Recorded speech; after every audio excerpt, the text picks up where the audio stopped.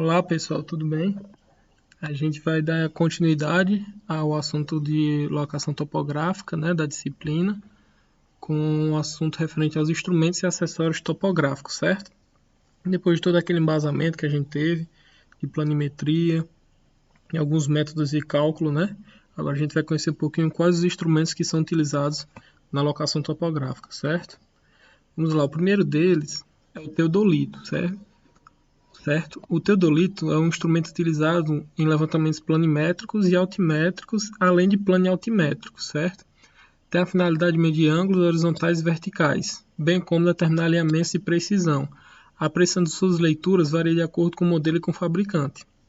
Então, pessoal, como vocês podem ver, o teodolito é uma estação bastante completa, que ela consegue fazer leituras no plano horizontal e vertical, ou seja, alguns levantamentos planimétricos, né, que é no plano horizontal, sem levar em considerações as altitudes, algumas medições e levantamentos altimétricos, ou seja, como se fossem níveis que determinam a altura diferente, a gente vai ver mais para frente outros aparelhos, e também planialtimétricos, ou seja, que determina as distâncias horizontais e verticais, certo?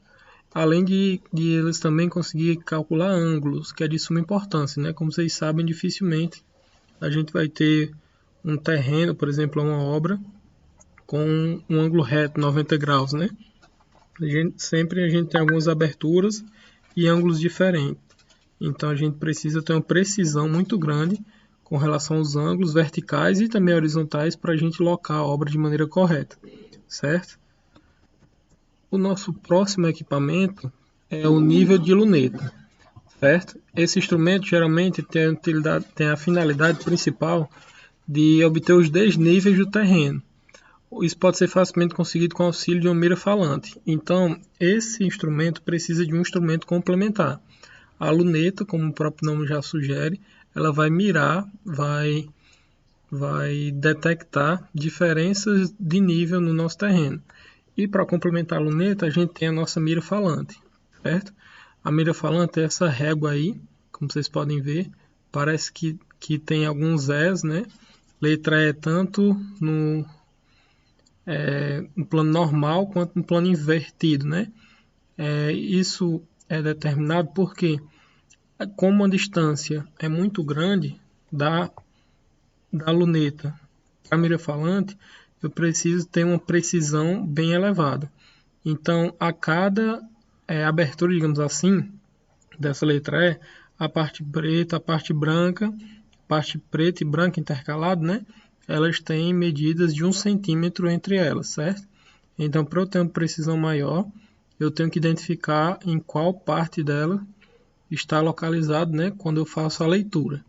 Então, ó, a mira falante é uma régua graduada de centímetro em centímetro, que é justamente essas partes do Ezinho que eu falei, né? A partinha preta é 1 centímetro, a branca também é 1, a preta 1, branca 1, e assim segue.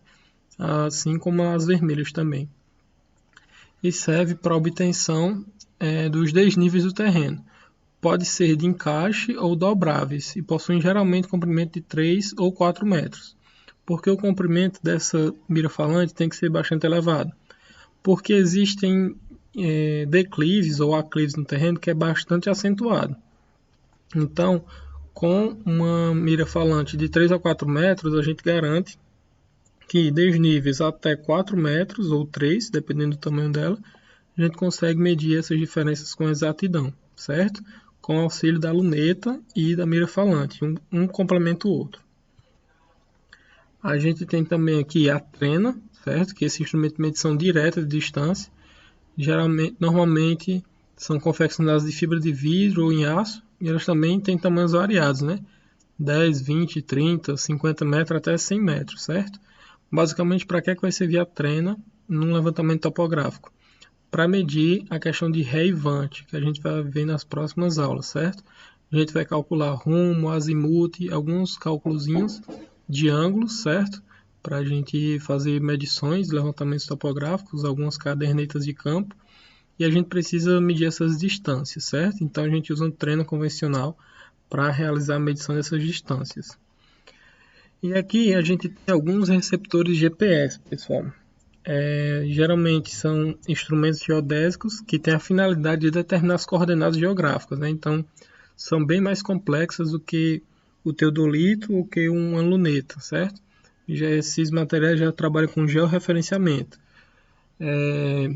Além dessas coordenadas geográficas, né, também pode determinar altitudes de pontos na superfície terrestre, e a determinação de dados citados é feita através de recepção de sinais emitidos por satélite em órbita no espaço.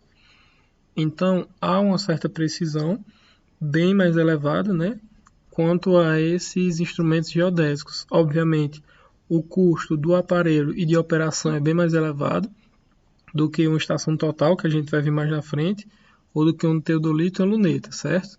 O custo de operação é bem maior, mas em compensação, a sua precisão utiliza dados emitidos por satélite, então é precisão bem grande, certo?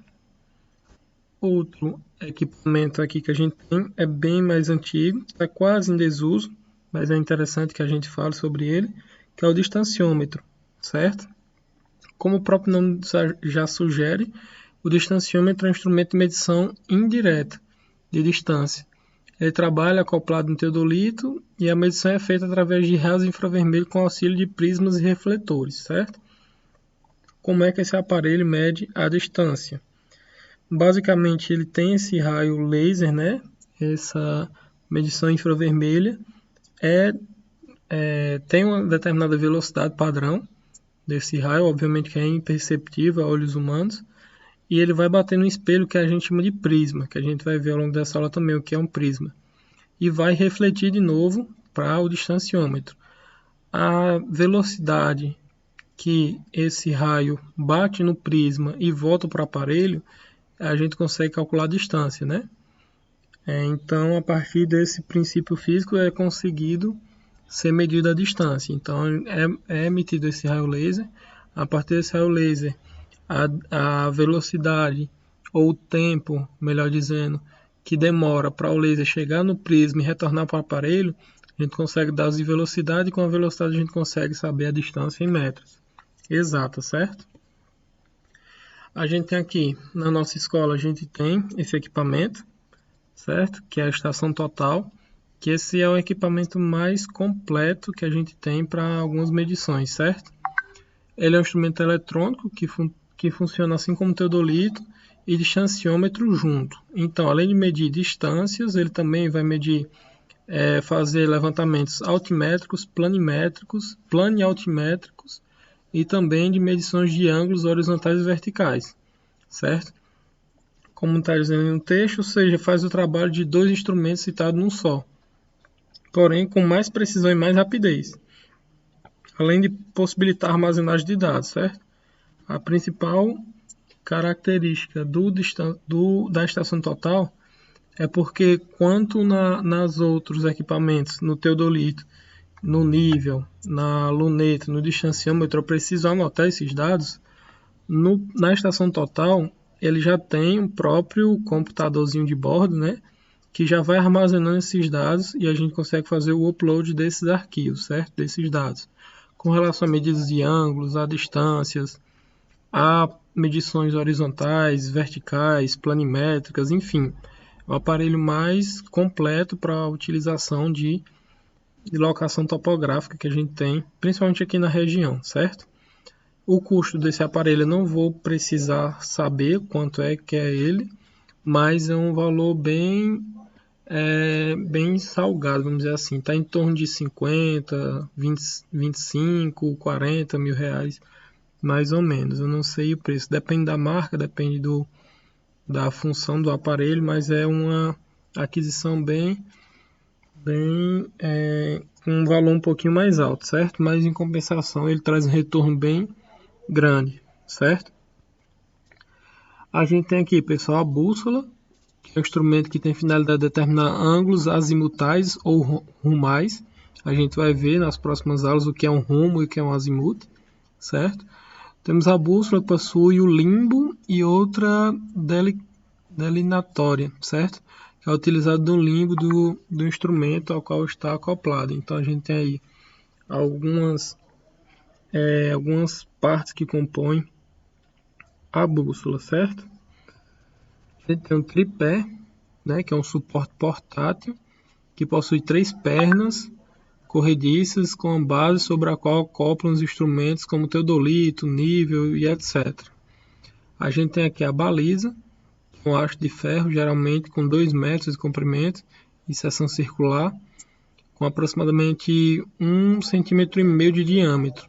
Utilizo para auxiliar nas medições angulares e lineares, né? São pintadas em intervalos variados nas cores vermelho e branco para facilitar a visualização, a distância dentro do mato, por exemplo.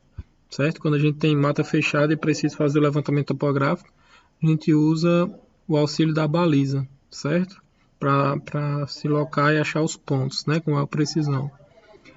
E um último aparelho é o umbrella ou guarda-sol, né? Que serve basicamente para proteger um instrumento, não o operador, isso é bom que se diga.